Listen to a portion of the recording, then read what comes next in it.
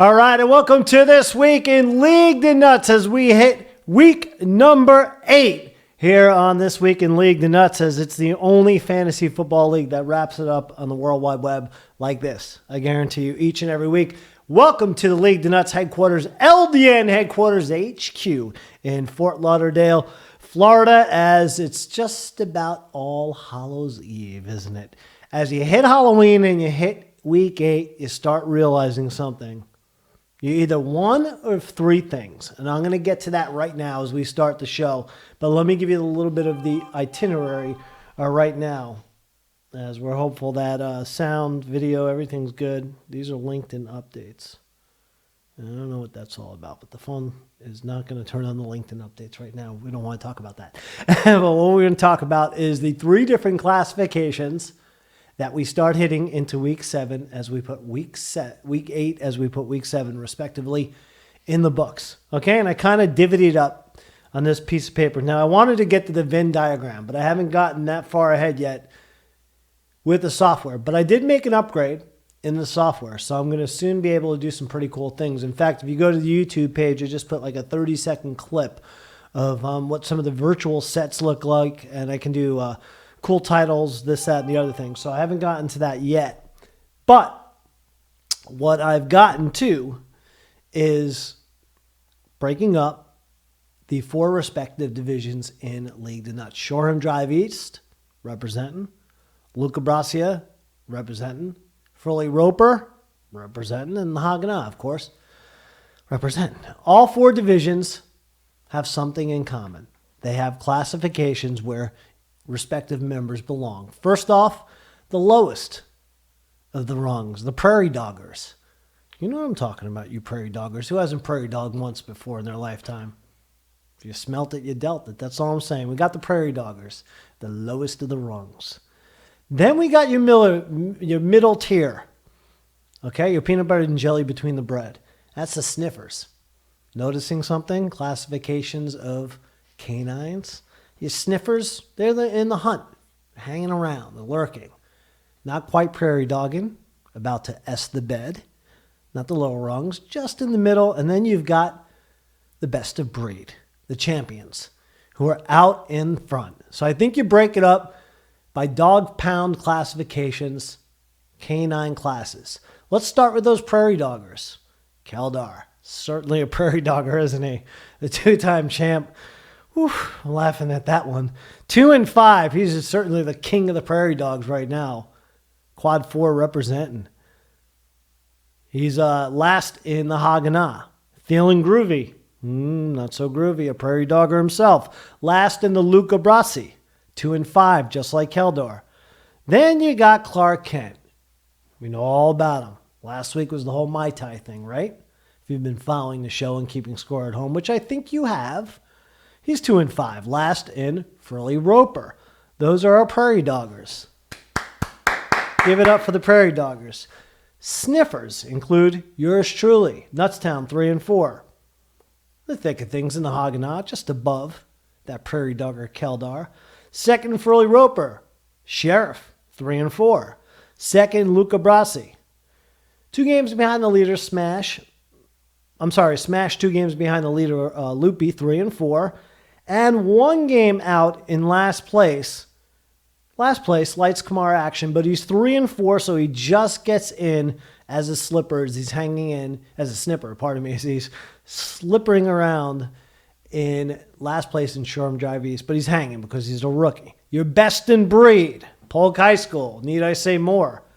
Westminster champion right there, 7-0 on the season. I keep picking against him, he keeps winning, okay? Also, best in breed, the defending champion, Dingaling, and Florida Mermanators, the rookie, 4 and 3 respectively, tied for first in Shoreham Drive East. Loopy, 5 and 2, talked about him. Luca Braccia, belongs to him. He's best in breed. And Yonkers loves hearing it. The man who loves those Entenmann cakes. Doesn't matter what kind of cake it is. Even those ugly cakes, the ones you look at in the checkout line, you don't know if you'd ever eat them or buy them. Yeah, Yonkers loves the Entenmann cakes. He's 4 and 3. He's best in breed. So that's how I'm breaking it up right there. Your Prairie Doggers, your Sniffers, and your best in breed. Go look at the standings. It makes sense. So with that said, who let the dogs out in week 7? Let's get to the scoreboard. Until he loses, he deserves top billing, best in breed, Polk, Superfly, Jimmy Snookers, Dingstown, by a final of 218-103. Congratulations to Dingstown. You earn your first Meltzy. Tomorrow, I'll give you an update of the Meltzy standings. By the way, some payments came in. We're getting closer. Thank you. I'll send the address out with the Meltzy scoreboard mañana. I was looking at the score in this one, kind of breaking it down. Okay? It's very simple to break it down for Polk High School. Same thing every week. Excuse me while I take a sip of my Nutz coffee. My people are working with the people for the sponsorship. We'll get to that too. But 218, yep, I'll be up all night. 218-103, 4 players over 30. As I said, easy to break it down for Polk High School. What Mahomes does, wins. And how about Sterling Shepard shows he's alive for a Giants team that's dead. 33 points on the victory, good enough for the win as Polk High School, by more than a century mark, takes out Dingstown. 4-3. Polk again, 7-0 on the season. Sonny Westbrook. DD Westbrook. You're better off with DD Gregorius.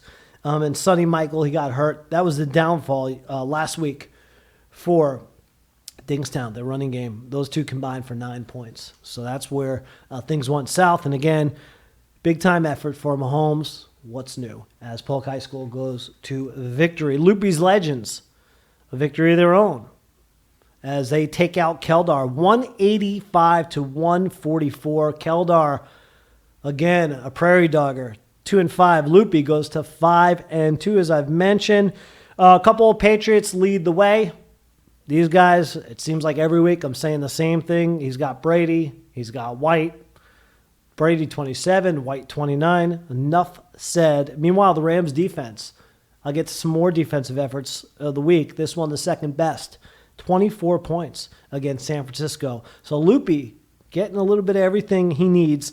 I mentioned the Red Cloud, a.k.a. the Red Rifle. Andy Dalton surprised me last week that Keldar did not take Phillip Rivers, who had 29 points. He went for Dalton. Wouldn't have made a difference. Would have made it closer. Dalton only 9 points. And Antonio Callaway, the Browns, by the way, interesting move for Keldar. Keldar goes with him. 2 points. Left a couple of guys on the bench. I mentioned Rivers. Also left Lamar Miller, who had 22 points. So a couple of guys on the bench that could have came through in the clutch for Keldar. And also Andy Dalton, a curious choice for the man from outer space. Numero 3. It was Yonkers. They go electric boogaloo all over Feeling Groovy. How about that reference? I know Yonkers, in addition to loving those Entenmann cakes, I know he loved Special K. Definitely. His favorite from Electric Boogaloo. I liked Electric Boogaloo too. I thought it was better than any of them. 153-114. The 40-30 Club. Sounds official. Not 40 home runs, 30 stolen bases. It's pretty much what's going on for Yonkers as he crawls to first place by a game again in the Haganah with Mitch Trubisky and Todd Gurley. 40 for the Chicago Bears quarterback, 30 for the Los Angeles Rams as running back. I think that's the first time I've said Los Angeles and not St. Louis. They bounced St. Louis to L.A., L.A. to St. Louis, now back to L.A. And the Chargers are in L.A. Go figure. But that was pretty much the key right there is 40-30 led the way. Now, Thielen was getting groovy. Every week, this guy's tops 38 points, but Corey Davis and Richie Anderson, they combined for 11 points. That was the downfall there. One of your 3 receivers got groovy. The rest didn't. Lights, Kamara action. Zip pass, Clark Kent. They both started everyone, so props to them. They started everyone in their lineup. Give him a star on the forehead. It was 142-135. Josh Gordon, you give credit to Lights Kamara action. Fits in New England like a glove. I'm rooting for Josh Gordon. Something about me has always liked him, and something about me has always pulled for him. And I'm hoping he can stay on the straight and narrow. And it's a good pickup there by Lights, camera, action. They've stuck with them. So have the Patriots now. 26 points, a difference maker in that one, no doubt. Wentz continuing to play well. 28 points for Clark Kent. But some curious choices in his lineup. Leaves 36 on the bench. Larry Fitzgerald, I was going through this. He's a forgotten man in fantasy football, isn't he? He's gotten old. He's got a rookie quarterback. More on that in a moment. And William Fuller, sort of relevant. Depends which week, and it depends what Hopkins does. But he leaves those two guys on the bench, and would have made a difference. But what are you going to do? We all leave guys on the bench that we thought we should play. Just start them. And it seems as if the message has gotten through. The Florida Mermanators learning that life is not so easy in League De Nutz. They are 4-3. They are best of breed. I mentioned that, but they fell flat last week against Sheriffs. The final in that one was 181-149. AJ Green, Tyrell Williams, Kerryon Johnson, 30 points, 38-24 respectively. That was the difference maker in that one, no doubt about it. As the Mermanators, though, pretty solid showing for their rookie year halfway through their rookie season. Yours truly, back on track. 172-128. As again, I'm 3-4, same record as Smash with that loss. Get a big victory. I won it last Thursday night. Talking about defense. 32 points for the Denver Broncos defense. I came this close to clipping them on Wednesday, then Thursday, and I thought to myself, Josh Rosen will be the quarterback of the Cardinals, so why not just give him one more game? 32 points, more points than they had in weeks 1 through 6, all by themselves there. They outdid themselves in week 7. How about that? Meanwhile, Emmanuel Sanders throwing for touchdowns, running for touchdowns. He had 46 points. That's the big thing right now in the NFL, right? That gadget play. The one the Eagles used last year in the Super Bowl to win it against the Patriots. Until it costs the coach its job, there's going to be a coach eventually at some crucial moment this year is going to pull it out, and it's not going to work, and it's going to, and that's going to be the end of that fad play, the gadget play, I think. Anyway, that was your scoreboard in week number 7. As I mentioned, things are getting hot and heavy right now. As you start to look at the standings and look into week number 8. Everyone got their lineups in. I'm happy about that.